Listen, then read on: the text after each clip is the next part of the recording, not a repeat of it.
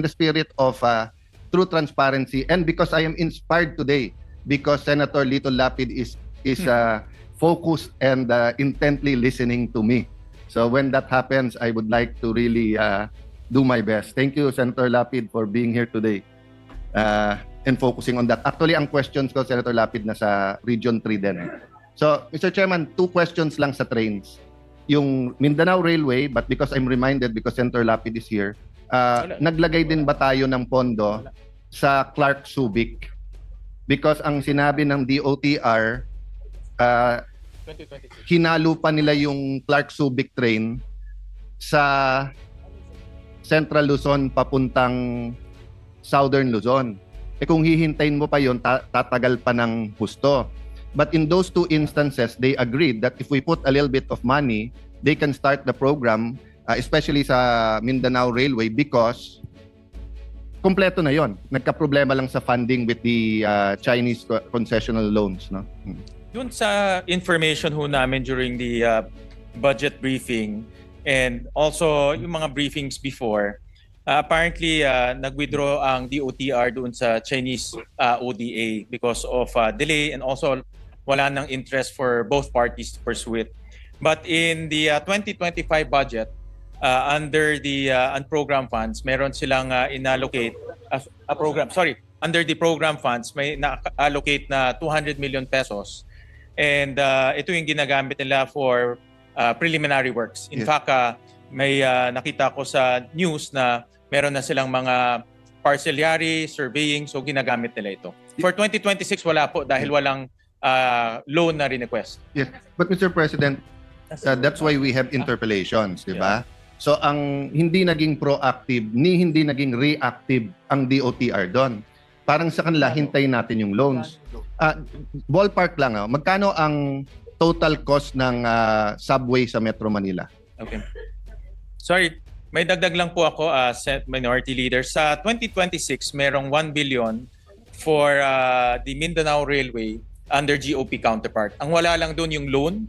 So they're expecting hopefully na magkaroon ng loan in the next few. I'll not next year, belabor the point, 2026. Mr. Chairman, Mr. President, but just to give you a apples-to-apples comparison, magkano po in general yung ballpark figure ng ating Metro Manila subway? It's about 500 billion ba?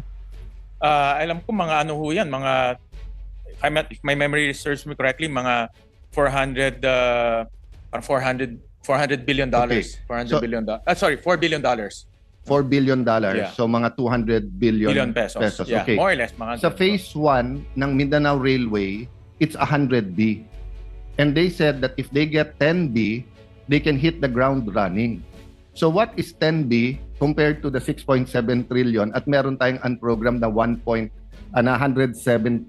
So if you want, lagyan natin ng 5B sa program, 5B sa unprogrammed, although we're against the unprogrammed. But my point is, Mr. President, hanggang kailan maghihintay mga taga Mindanao na alam naman natin pag sinabi mong next year, loan pa lang yon, that's another 2-3 years, then another 2-3 years bago ma-implement. But they said because nga nag-pull out lang yung financing, Chinese funding, everything is ready. And even if they get funding from whether the Japanese or the Koreans, the Australians, wherever, no? May 25% counterpart pa rin naman, which is 25 billion. So they did not put any, there's no hesitation in their part. Tinanong ko diretso, kung bibigyan namin kayo ng 10 to 25, kaya nyo na ba simulan? Yes. So in fact, I would even say, why doesn't the Maharlika Fund invest there? O why don't we package it sa ibang mga oligarchs natin na kung kukuha kayo ng mga highway na gagawin yung tollway, pero eto naman, ano yun rin. But ang point, Mr. President, this is such a great opportunity. Nalagyan natin ng 5-10 billion. Let's not let this opportunity go away. Yesterday, we were speaking about 50 billion. We were talking about certain pricing. 1 billion. So meron tayong leeway doon, eh, di ba? So may I appeal to the chair that whether it's 5 sa unprogram, 5 sa program, let's show Mindanao na despite the politics that is going on, hindi sila casualty sa politics. Ako ay support po yung Mindanao Railway dahil alam po natin na ang Mindanao is our food basket. Diyan po talaga nanggagaling marami sa ating mga produce at ang weather ho nila relatively smooth throughout the year. Pero ang transportation logistics mahal din kung hindi ho gagawin yung ating railway system. So magandang idea ho yan. I'm not that Minority sure, Leader. Mr. President, about yung pagtaas ng population sa home city mo. No? But kaming magkatabi, Muntinlupa at saka Taguig, ano kami, two of the highest in Metro Manila and I think in the country. And basically, yung lumilipat is from Central Luzon, from Bicol, Yeah, tama from po kayo. Visayas, Mindanao. Kasi nga, pag nakitang may trabaho, may libre ang edukasyon, hinahatid sa bahay yung mga gamot, di ba, lumilipat dito. Yeah. But you know, if we start building the railway, I'm 100% sure yung ating mga mall owners, yung mga land developers, will start their development kung saan yung mga stasyon ng tren. So, it will be such a good sign in the midterm. No? I'm a little bit cautious kasi of administration starting something pag last year na nila.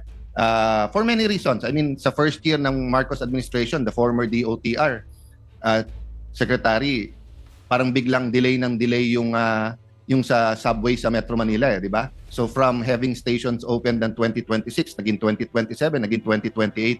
Pag hindi mo administrasyon ang ginawa, ang daling ituro dun sa past, no?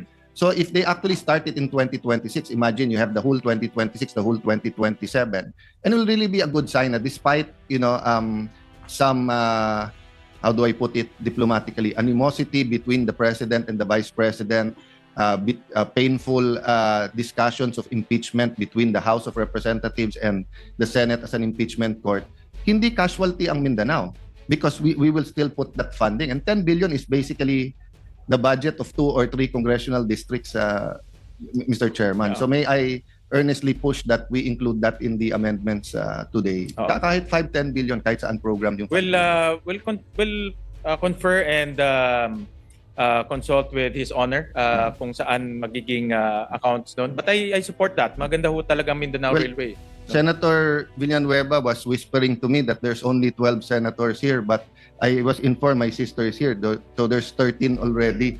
So we can decide.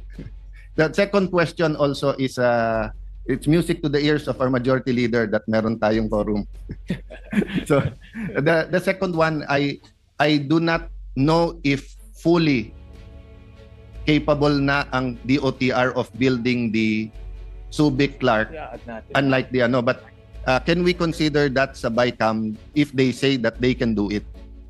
Kasi yung sa Mindanao, sinabi na nilang diretsuhan Yung sa Subic Clark, they said na totoong since 2016, 2017 pinag-uusapan. Nung una hiningi natin yon as a grant, and then ngayon pinackage nila. Yung problema sa package, pag hindi na-approve yung buong package, hindi rin siya approve. Yung Subic Clark po, alam ko it's right now nasa parang feasibility study. Yes. Alam ko. But ang problema nga, sinama yung feasibility study sa isang malaking network. Sinama pati dun NSCR, sa North-South Commuter Rail. But anyway, let me just put that on record and be a kind colleague to Senator Lapid, who's from Pampanga, Pampanga Tarlac. And see sa BICAM if we have some room to look at that project. In principle, Minority Leader, I support transportation, logistics. Talagang naghahabol lang tayo. In fact, yung mga ginagawa ho natin ngayon is just playing catching up. So I support that. And I will tell you why. It's because of our experience in Fort Bonifacio or BGC. Imagine, ang buong Fort Bonifacio is over 500 hectares, ang BGC is 100 hectares, but look at the development.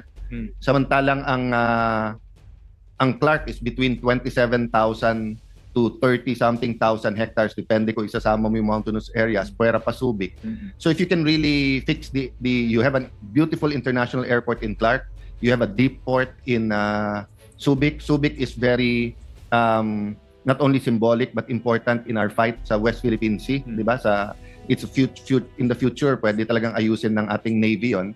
So if you really have a train tama ho kayo. for goods and people between Clark and Subic, even yung synergy na inimagine ng mga Amerikano when they built it in the late 1800s, early 1900s, can be fully utilized if we have that. Tama. But yun nga, natatakpan ng mga, how do I say it, yung mga mas urgent. So I think these two railways, Mindanao and Subic Clark, are both as important as others like the subway. But sometimes kasi pag napapanood mo sa news, araw-araw na traffic, nagiging mas urgent yung iba. Pero actually, in terms of importance, magsing importante sila. In fact, I would argue it's even more important because if people move, ang ganda-ganda ng Bulacan, Tarlac, Pampanga, Nueva Ecija. So, but ang problema nga is the infrastructure, Mr. Chairman. Yeah. So, Mr. President, ako, sinusuportahan ko itong railway system natin. And conceptually, Mr. President, we will support that in the budget. Ang i-consult ko na lang ang ating minority leader in DOTR on how much to put para malaman natin na magagastos ho nila. For Subic Clark Railway, for 2026, meron ng right-of-way fund under BCDA of amounting to 70 million pesos. Okay. So meron na rin silang intention to start the right-of-way acquisition for both projects actually. Yes. For both projects. So, the next question is unprogrammed funds. No, you were telling me yesterday, Mr. Chairman, and let me give you that opportunity that although the majority wishes to keep it or the palace wishes to keep it because in my research before 2022, walang unprogrammed walang ganun release, no? And you confirmed to me that in the past 3 years may unprogrammed pero lump sum. Yung sagip portion. Yes. Meron doon unprogrammed sagip. At itong sagip portion is lump sum, no? And not to use this as an opportunity to defend my colleague Senator Joel, but you know, it's a little bit crazy that you have that fund that it's actually the executive that can release, but a district engineer is claiming that he can have it released for a senator without the senator knowing it. So I leave that to those investigating, but I'm just stating for the record na nakakabuang isipin na pwedeng ganon. So my first option is to ask na tanggalin to. But if we keep it, the chairman was telling me he has some reforms and some special provisions to make sure that it will not be abused and it will not because I don't want let me make it clear, I don't want it to be a black hole. No. Tama ho kayo dyan. Can you imagine if it's a black hole, then pag may na-release, anyone can say, si Governor ganito yung nagpa-release. Si Senator ganito nagpa-release. Si ganito pag-release. Wala kang kalaban-laban in this environment and in this in the present environment, no? Yes, go ahead, Majority Leader. I will always yield to you. Well, just to clarify, I just want to clarify, Mr. President, the query of the good Senator, the Minority Floor Leader. Ang usapan nga natin ay dapat wala ng unprogrammed funds. Kung meron bang naiwan unprogrammed funds, Mr. President, we request the chairperson to tell us what the unprogrammed funds is going to be used for, like specifically. Kasi dyan po nagkaroon ng problema dito sa investigations na ito, yung scandals. I think the idea was dapat wala ng unprogrammed funds. But if the good sponsor can tell us what the unprogrammed funds are for, to be clear to all of us. Yeah. Then after that, Mr. Chairman, maybe I will yield, but I have some proposals. But if any of our colleagues have proposals specifically on the unprogrammed fund, I will yield, Mr. President. Kasi kung ma-solve natin to, major to for transparency. I'll be more than happy, Mr. President, to share with the body yung reforms na ginawa natin sa program. So dati ang program, meron doong 11 line items. Ang para sa akin, pinaka-controversial na line item doon, yung item called Sagip, na in 2024, 225 billion pesos. In 2025, 160 billion pesos. Ito yung lump sum, Minority Leader. So for 2026, tinanggal na natin to. From 11 items, reduce natin to 7, of which 3 are considered cash, the 4 non-cash.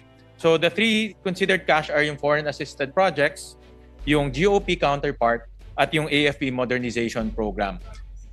So yung breakdown. Yung 4 na items are non-cash. They just need book entries para ma-record sa libro ng mga agencies. No, for example, for 2026, ang foreign assisted is about 97 billion pesos. Ito yung lahat ng mga loans na lalabas for 2026.